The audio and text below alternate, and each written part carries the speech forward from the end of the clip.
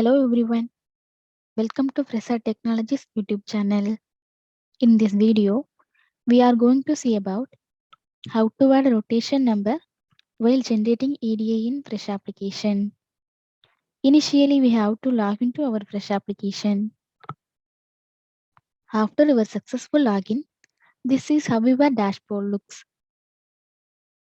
Open the respective job for which you are going to add rotation number. Now, we will be navigated to the job page. Here, click on the Customs menu.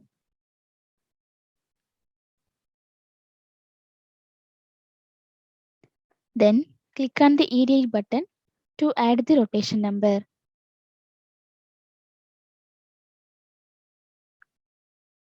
In EDI page, we can see the rotation number column. There we have to provide the rotation number. Then click on the Save Changes button. This is how to add rotation number while generating EDI in Fresa application. Thanks for watching.